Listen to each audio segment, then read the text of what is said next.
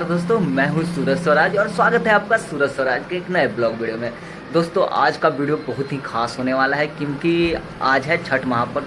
तो आप सभी को छठ महापर्व की हार्दिक शुभकामनाएं। दोस्तों इस वीडियो में मैं दिखाऊंगा कि छठ महापर्व हम लोग के यहाँ बिहार में कैसे मनता है और क्या क्या विशेषता होती है छठ महापर्व की।